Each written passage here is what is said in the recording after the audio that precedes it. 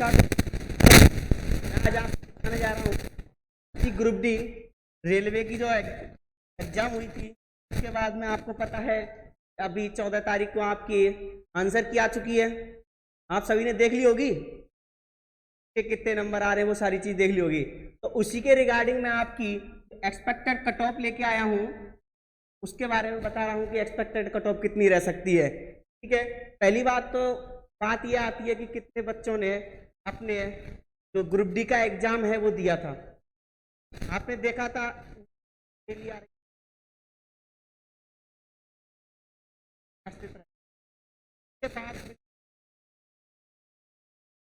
के अंदर ओनली 55 से 60% ने ही एग्जाम दिया। ठीक है, उसका कारण भी बहुत थे। जैसे कुछ बच्चे थे एनटीपीसी के रिजल्ट का वेट कर रहे थे, कुछ ऐसे थे जो अदर स्टेट के एग्जाम है उनके रिजल्ट का वेट कर रहे थे। तो इसी हिसाब से अगर 50% या 55% से बीच में अगर इतने बच्चों ने एग्जाम दिया है तो आपके बीच में जो कंपटीशन था वो कितना हो गया? आधा। ये चीज समझते हो ना? आपका जो कंपटीशन कितना हो गया? आधा। उसमें भी आपको फायदे की बात यह है कि जब तक आपका रिजल्ट आएगा तब तक एनटीपीसी वाले बच्चे थे, जो 30,000 अबाउट एनटीपीसी वाले बच्चे हैं वो निकल जाएंगे इसमें से। क्योंकि ये चीज आप भी जानते हो, जब तक किसी भी विद्यार्थी का कहीं पर सिलेक्शन नहीं होता है तो वो सारे के सारे एग्जाम देता है।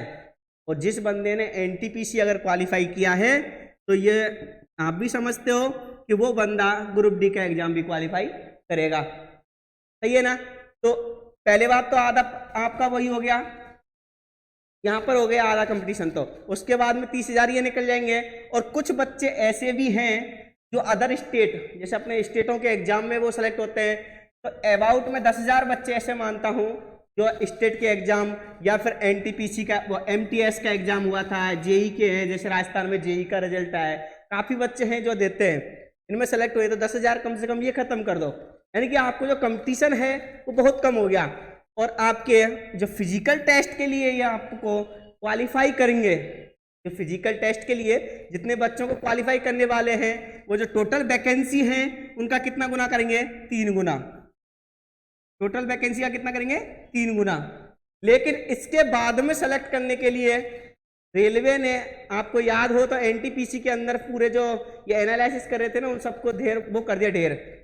उसका कारण ये है कि रेलवे ने क्या किया है एनटीपीसी के अंदर मेडिकल के लिए, मेडिकल और डीबी के लिए बस ओनली जितनी वैकेंसी है ना उतने ही बच्चे बुलाए। इससे पहले कितने बुलाती थी? कभी 1 पॉइंट यानी कि 1.5 गुना बुलाती थी या फिर 2 गुना बुलाती थी।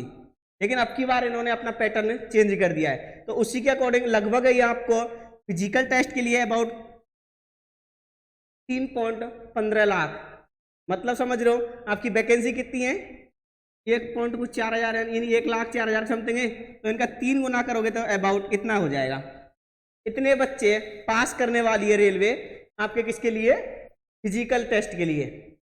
ठीक है, अब बात आती है कि बहुत से जोन होते हैं, कुछ जोन होते हैं जिनको अपन, जैसे मैंने 3 कैटेगरी में डिवाइड किया, हाई जोन, नॉर्मल जोन और लो जोन। तो अपन बात करते हैं हाई जोन। हाई जोन की बात करें तो देखो हाई जोन के अंदर दिल्ली आता है, क्योंकि आप भी जानते हो दिल्ली एनसीआर के अंदर जॉब करना हर किसी को पसंद है, जानते हो ना?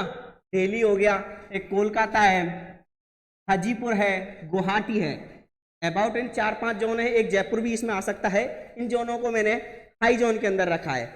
हाई जोन की cut off, expected cut off है जो मैंने बताई है वो जनरल की होगी अबाउट 62 से 65 के बीच में, ओबीसी की रहेगी 60 से 62 के बीच में, और ईडब्ल्यूएस की रहेगी 57 से 60 के बीच में। उससे कम एससी की रहेगी 55 से 58, और एसटी की रहेगी 54 से 54। अब आपके माइंड में एक क्वेश्चन आ रहा होगा कि इतनी कम कट ऑफ नहीं जा सकती, लेकिन मैं आपको बता दूं एनटीपीसी जो लेवल 6 का रिजल्ट आया है, लेवल 6 का जो रिजल्ट आया है उसकी कट ऑफ आपने देखी होगी। जो एक्सपेक्टेड कट ऑफ बताने वालों ने आपको बहुत बताई थी, अबाउट 70 प्लस या 65 प्लस ये बताई थी, लेकिन आपने उसकी कट ऑफ देख ली होगी कितनी रही है। उसका कारण है कि रेलवे ने अब की बार एग्जाम का पैटर्न ही चेंज कर दिया। रेलवे ने एग्जाम का पैटर्न ही चेंज कर दिया, इस कारण से कट ऑफ में इतनी कम बता रहा हूं। बाकी अगली बात करते हैं अपन नॉर्मल जोन की। तो नॉर्मल जोन के अंदर आता है अपना इलाहाबाद है, गोरखपुर है, जयपुर को इसमें रख दिया मैंने, हुबली है और जबलपुर है।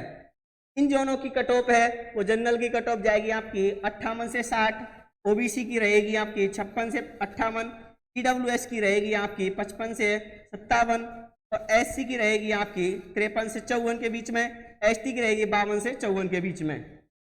अबाउट लगभग कट ऑफ इतनी रहने वाली है। आगे बात करते हैं अपन लो जोन की। तो लो जोन के अंदर आपका आता है चेन्नई है, सेंट्रल मुंबई है, उसके बाद में सिकंदराबाद है, बीसलपुर है, बिलासपुर है, ये सारे हैं। इन जोनों के अंदर आपकी जनरल की कट ऑफ रहने वाली है 56 से 58, ओबीसी की रहने वाली है 55 से 57, ईडब्ल्यूएस की रहने वाली है 53 से 56, एससी की रहने वाली है 52 से 54 और एसटी की 50 से 51। आप सभी ने ध्यान से देखा हो तो मैंने ईडब्ल्यूएस वालों की कट ऑफ ओबीसी और जनरल से कम रखी है। उसका कारण बता देता हूं मैं आपको। देखो, एक तो ये दिख रही है ना ईडब्ल्यूएस वालों की, अलग से दिखा देता हूं मैं हाईलाइट करके, इसमें भी कम रखी है, इसमें भी मैंने ईडब्ल्यूएस वालों की कम रखी है। आगे देखते हैं, इसमें हाई जोन में भी ईडब्ल्यूएस वालों की कम रखी है। अब इसका कारण बता देता हूं मैंने ये कम क्यों रखी है। तो देखो, अभी इस वैकेंसी को अपन किससे रिलेटेड करके चलते हैं, एनटीपीसी से। तो आपने एनटीपीसी